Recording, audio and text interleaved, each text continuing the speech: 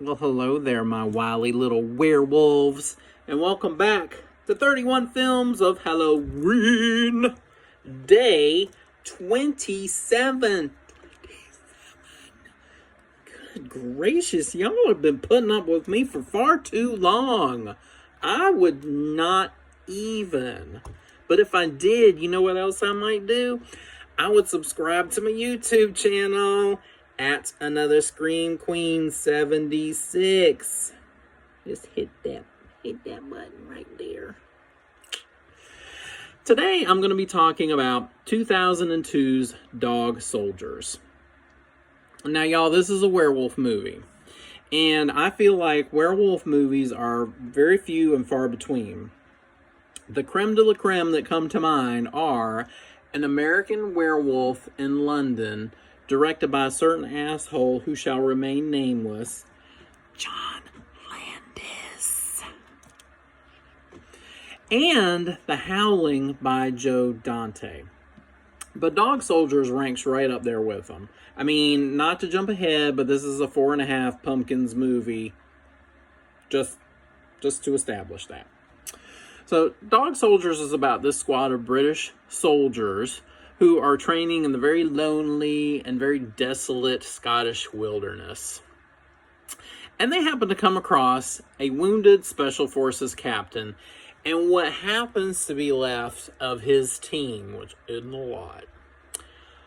So, y'all, I'm going to tell you right now, this is a werewolf movie, so it's gross. I mean, lots of red stuff. Lots of insides on the outsides. Kind of like if you've ever cooked a turkey for Thanksgiving and you stuck your hand down in the cavity and pulled that bag of ickiness out. Yeah, there's like a lot of that going on. Like a lot. And it ain't from a turkey.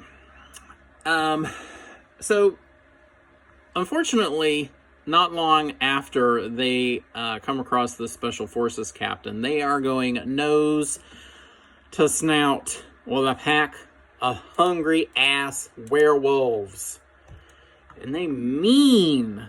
Ain't no training at PetSmart for these. Whew. No, ma'am. But just so, as it happens, they are lucky enough to get rescued by a zoologist named Megan. And she takes them back to this abandoned house where they barricade themselves inside. So basically, they're trapped and they're hunted and they're waiting for the next fang to drop. Next fang to drop. Dog Soldiers is one of those films that is very surprising with its character development. At the very beginning of the movie, we are privy to a campfire conversation between these British soldiers. And it gets to be a pretty intimate conversation. They talk about their fears and just, how they're feeling about their current situation. So we kind of get into a little bit of the emotional factor. And this really determines their actions throughout the film and their different personalities and the decisions that they make. The makeup in this film is awesome, as well as the animatronics. We don't really have a transformation scene the way we do in an American Werewolf in London and The Howling, which is kind of why I took off the 0.5 point, because I was really hoping for like some crazy looking like business snouts growing and the fangs showing and the fur sprouting. But we didn't get any of that. But that's okay, because these werewolves are scurry. They are huge, and we don't see them right away.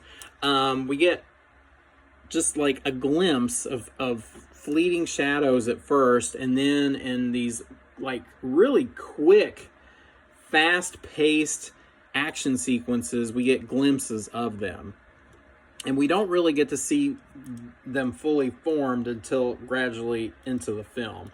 So it kind of holds back on that, which I thought worked really well for the narrative of the story. As I said, a lot of blood. A lot of it. And the cast here is really excellent. Kevin McKidd plays Cooper, and he's sort of the hero of this story, and he appeared in Trainspotting. We also have Sean Pertwee, who plays Wells, and he appeared in Event Horizon. And then we have Liam Cunningham, who plays Ryan, and he's had a pretty extensive list of credits. He was in The Last Voyage of the Demeter, and he also had a pretty lengthy role on Game of Thrones. And everyone does an excellent job. The acting is very believable. It doesn't get hammy. It doesn't get over dramatic. And there's a kind of a graininess to the film, so it doesn't have a documentary feel, but it does feel like you are experiencing all the same emotions that these soldiers are going through. As I said, the movie is a 4.5 pumpkins movie, and I totally recommend this if you're looking for a werewolf film